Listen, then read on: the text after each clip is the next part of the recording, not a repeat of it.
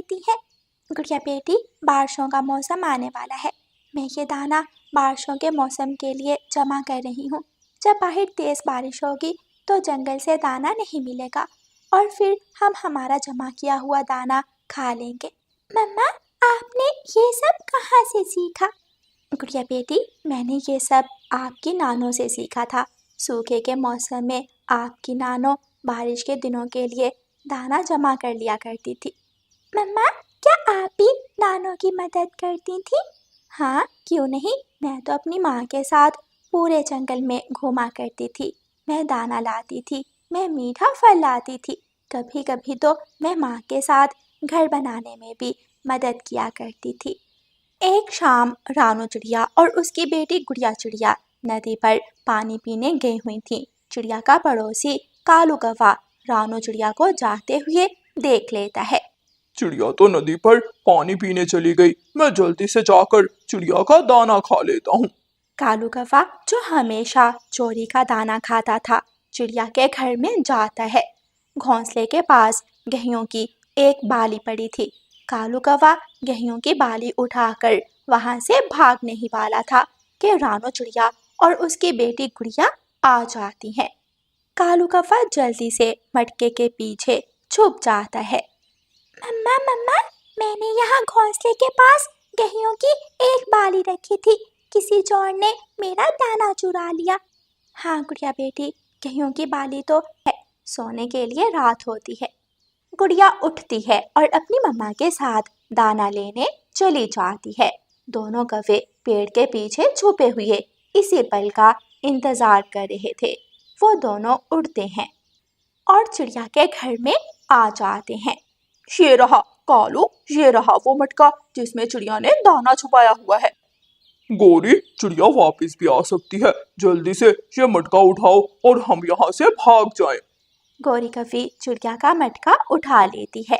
दोनों कौवा और कौवी वहां से भाग जाते हैं। मैदान में जाकर कालू कौवा और गोरी कौवी एक बड़ी पार्टी करते हैं। वो जी भरकर दाना खाते हैं। गोरी, दाना तो बच गया, दाना ज्यादा था। मैं कुछ दाना अपने मामा जी को दे आता हूँ और कुछ दाना तुम अपनी माँ को दे आओ।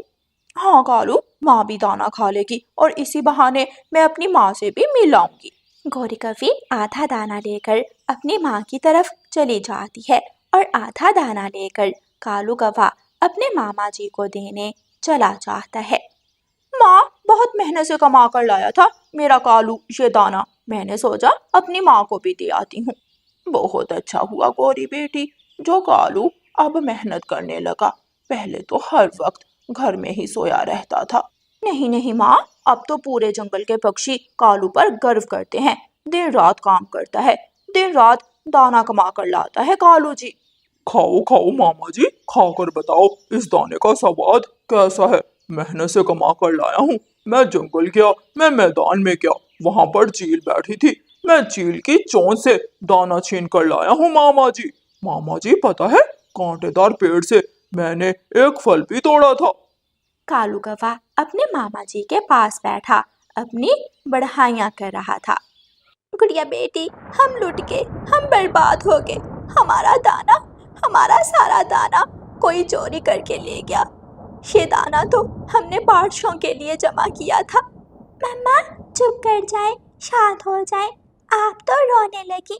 बेटी, मैं रोऊं ना तो और क्या करूं? किसी चोर ने सारा दाना ही चुरा लिया। अब हम बारिशों के दिन कैसे गुजारेंगे? मम्मा हौसला रखें, हम मेहनत करेंगे, हम दोबारा दाना इकट्ठा करेंगे। लेकिन बेटी, इतना समय नहीं है।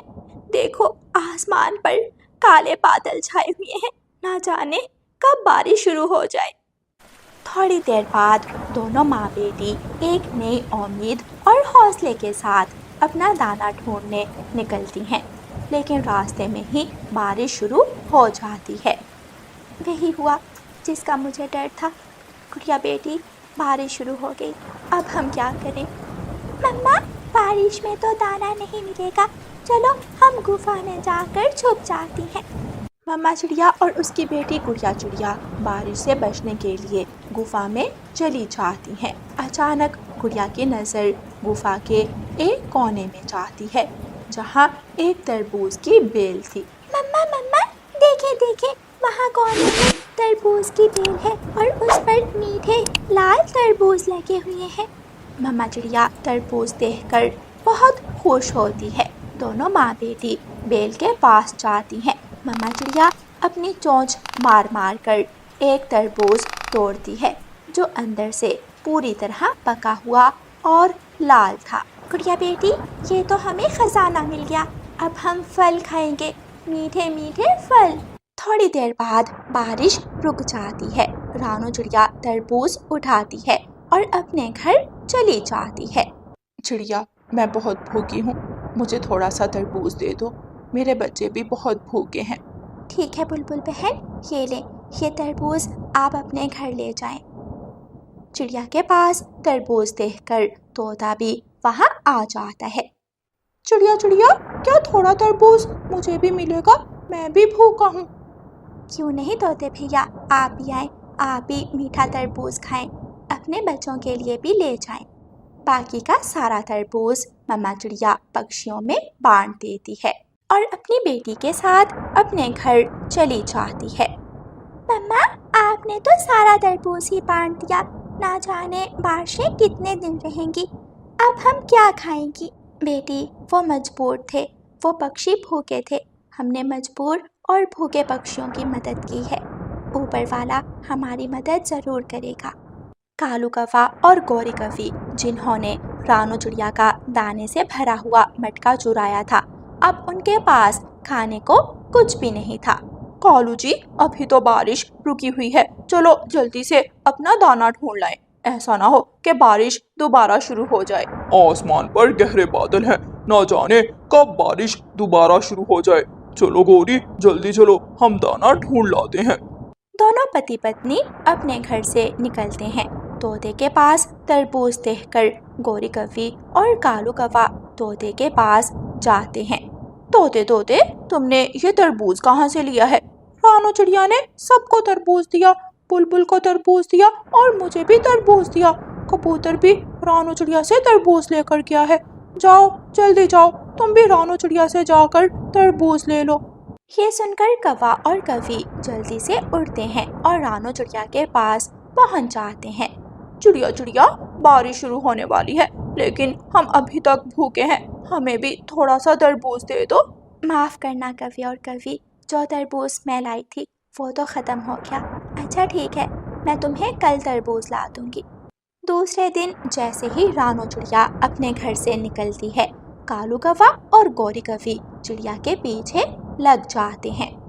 दोनों माँ बेटी उसी गुफा में पहुंच जाती हैं। देखा मम्मा, मैंने कहा था कि आप तरबूज पक्षियों को मत बांटें, बेल पर तो और तरबूज नहीं है, अब हम क्या खाएंगे?